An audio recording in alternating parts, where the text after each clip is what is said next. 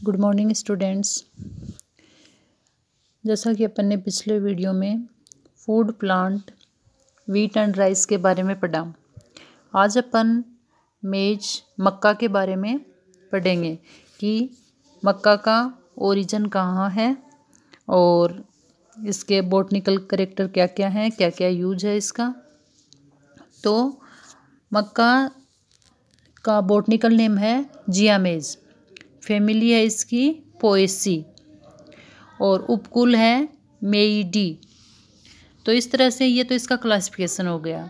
फिर मक्का को अपन नवीन विश्व का पुराने विश्व को उपहार माना जाता है। विश्व में जो कुछ देश जैसे भारत है, अर्जेंटीना है, इनमें इसको फूड क्रॉप के रूप में काम में लेते हैं, लेकिन अमेरिका में इसे केटल फीड क्रॉप के रूप में ही काम में लिया जाता, मतलब पशुओं का आहार के रूप में इस फसल को शामिल किया गया है। जबकि अर्जेंटीना और भारत है उसमें फूड क्रॉप के रूप में इसको काम में लेते हैं। फिर इसका ओरिजिन क्या होगा? मक्का की जो उत्पत्ति है वो अमेरिकन जो कॉन्टिनेंट है वहाँ से मानी गई है, लेकिन मध्य अमेरिका, दक्षिण पश्चिम अमेरिका इत्यादि में भी इसकी उत्पत्ति मानी गई है। तो मक्का का वास्तविक जो जनक है वो तो ज्ञात नहीं है और ये किसी भी जंगली पादप से समानता भी नहीं दर्शाता, इसलिए मक्का के पूर्वज पादप का निर्धारण करना कठिन है। अतः जो मक्का की उत्पत्ति एक अज्ञात जनक जैसे ट्रिप्सिकम नामक घास के मध्य संकरण से हुई है और इसका प्राकृतिक चयन और उत्परिवर्तन से उसकी उत्पत्ति मानी गई है। तो एक अज्ञात जनक था जिसको अननोन एंसेस्टर और जो ट्रिप्सिकम नामक जो घास थी उसके मध्य में संकरण करवाया गया और यह माना गया है कि उसमें बार बार फिर प्राकृतिक चयन और उत्परिवर्तन हुए ना, उससे इसकी उत्पत्ति हुई है। उसके बाद में यह है कि कोलंबस ने मक्का को अमेरिका से यूरोप में ले गए। यहाँ से ये यूरोप के कई देशों जैसे स्पेन, फ्रांस वहाँ पे फैला और पुर्तगाल के जो लोग थे वो इसको भारत, चीन, मलेशिया, इंडोनेशिया इत्यादि में लेके आए हैं। तो मक्का का जो उत्पादन का क्षेत्र है वो व्यापक रूप से ये पूरे विश्व में व्यापक रूप से उगाई जाने वाली ये फसलों में से एक है और अमेरिका जो है वो विश्व का सबसे बड़ा उत्पादक देश है मक्का का, जो पूरे विश्व के कुल उत्पादन का लगभग 45% उत्पादन करता है।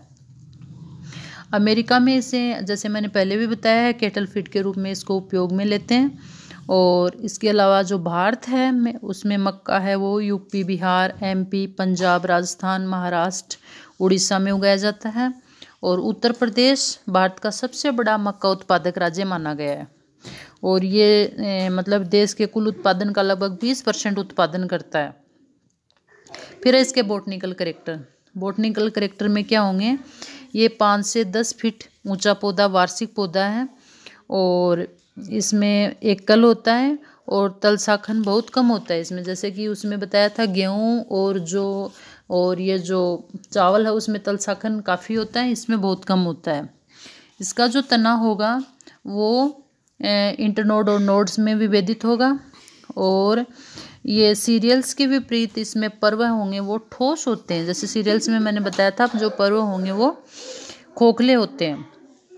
इसके अलावा इसमें अपस्थानिक मूल तंत्र पाया जाता है और जो मजबूती से इसको सहारा देता है और इसमें अवस्तंभ मूल मोटी और आंशिक रूप से फोटोसिंथेटिक भी होती है, जैसा कि आप लोगों को डायग्राम में दिखाया गया है। इसकी जो पत्तियां हैं वो चपटी और द्विपंक्तिक होती हैं और प्रत्येक पत्ती है वो आच्छाद एवं पर्णफलक में विभेदित होती है। जो इसकी पत्ती होती है उसके संधि स्थल पर लिग्यूल उपस्थित होता है, लिग्यूल जैसा ऊपर डायग्राम में दिखाया गया है। इसमें जो प्लांट है वो मोनोसियस होता है, जिसमें नर और मादा पुष्प एक ही पादप के अलग अलग शाखाओं पे होते हैं। नर पुष्प है उसको टेशल कहा जाता है और जो मादा पुष्प हैं उसको कोब या ईयर कहते हैं, जिसको अपन भुट्टा बोलते हैं। भुट्टा एक छोटी शाखा होती है और जिसमें मध्यांग जिसको मध्यांग कहते हैं, और इसका जो नर पुष्प है वो पेनिकल के रूप में होता है। तो इस तरह से इसके इनफ्लोर में जो पुष्प हैं उनकी संरचना है। फिर इसके अंदर मक्का का जो दाना होता है वो एक बीजीय होता है, कैरियोप्सिस होता है, और एंडोस्पर्म में इसका स्टार्च के रूप में संचित रहता है, और एक भ्रूण होता है इसमें। एल्यूरोन परत के द्वारा ये पृथक रहता है एक दूसरे से। अब भ्रूणपोष का रंग है वो सफ़ेद, पीला और नारंगी होता है, और दाने में कार्बोहाइड्रेट लगभग 76% और प्रोटीन 4.57% होता है, और वसा भी इसमें बहुत कम होता है, वैसे 1 से 3.5% के बीच में। साथ में कुछ मात्रा में इसमें विटामिन और खनिज लवण भी होते हैं। तो अब है मक्का के प्रकार। तो मक्का के गुणसूत्रों की संख्या के आधार पे मक्का के प्रकार हैं, जैसे सिम्ब मक्का है, पॉडकॉर्न कहते हैं जिसको, पॉपकॉर्न है, फुली मक्का, ये इसके टाइप्स हैं। और इसके अलावा सॉफ्ट कॉर्न है, फिलेंट कॉर्न है। उसके बाद में है क्लाइमेट एंड सोइल कि जब इसकी खेती होगी तो वहाँ का क्लाइमेट एंड सोइल कैसे होगी। तो जो मक्का है वो विभिन्न पारिस्थितिक अवस्थाओं के प्रति अनुकूलन क्षमता स्थापित कर लेता है, और इसकी जो खेती है वो विश्व के बहुत बड़े भूभाग पे की जाती है। ये नम और उष्णकटिबंध जलवायु और शीतोष्ण भागों के जो गर्म क्षेत्र हैं उनमें अच्छी वृद्धि करता है, और इसके लिए टेम्परेचर है 21 से लेकर 28 डिग्री सेंटीग्रेड, और लगभग इसको 100 से लेकर 120 दिन का उष्णकटिबंध मतलब उष्ण वृद्धि काल इसके लिए सही रहता है। ठंडी रातें वृद्धि को प्रभावित करती हैं और परिपक्वन इनमें देरी से होता है। इसके अलावा इसकी जो कल्टीवेशन है वो भारत में मक्का की खरीफ की फसल के रूप में बोया जाता है, और भारत के जो मैदानी क्षेत्र हैं उनमें मुख्यतः फ्लिंट मक्का, पहाड़ी क्षेत्रों में मोच मक्का की खेती होती है।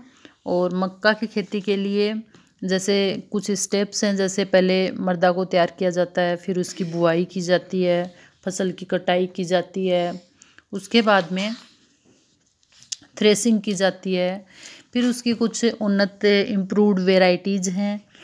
तो मक्का एक क्रॉस पोलिनेटेड प्लांट है, और परंतु कई बार इसमें सेल्फ पोलिनेशन भी हो जाता है, और स्वपरागण से इसमें विग्योर कम होता है, तो धीरे धीरे क्या होगा ये वो स्थिर हो जाते हैं। और जब ऐसे पौधों को जो 2 पौधों में संकरण कराया जाता है तो प्राप्त अधिक विग्योर दर्शाते हैं वो, और उनके दोनों जनकों के पूर्वजों से भी वो अधिक होते हैं। इसे हाइब्रिड विग्योर कहा जाता है। इस तरह से जो मल्टीपल हाइब्रिड भी तैयार किए गए हैं, साथ में सिंथेटिक हाइब्रिड भी तैयार किए गए हैं।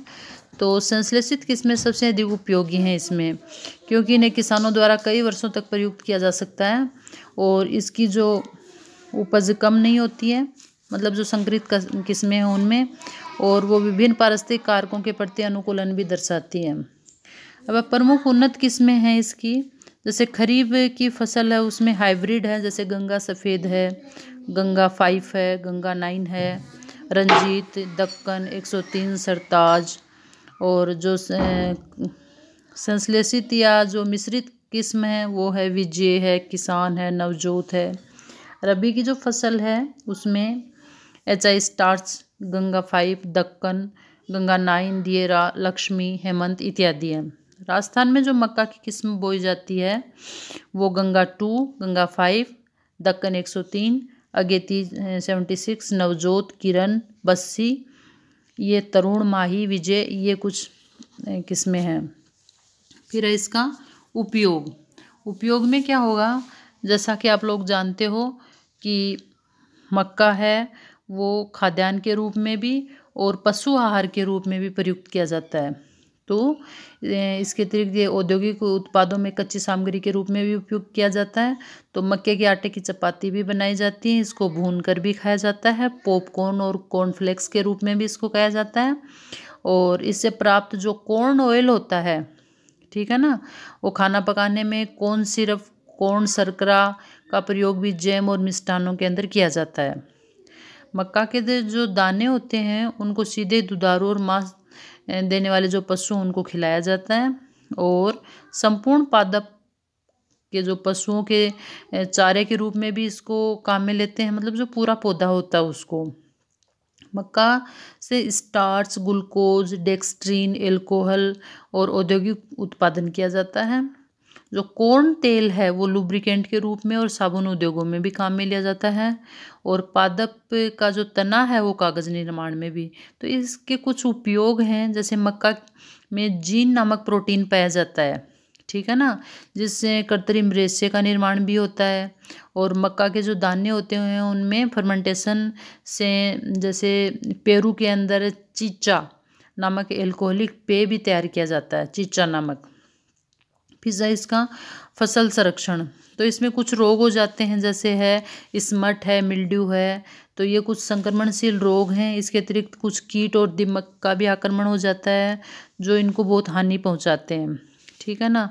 इसके लिए इसके कुछ जैसे क्रॉप रोटेशन है, सैनिटेशन है, और इस तरह के उपयोग किए जाते हैं ताकि उस रोग से बोर्डेक्स मिश्र का छिड़काव है, कोपरयुक्त कुछ कवकनाशियों का छिड़काव है, तो इनसे उन रोगों से जो बैक्टीरियल और जो ये होते हैं ना कवक और बैक्टीरिया के द्वारा, उनसे इनको नियंत्रित किया जाता है।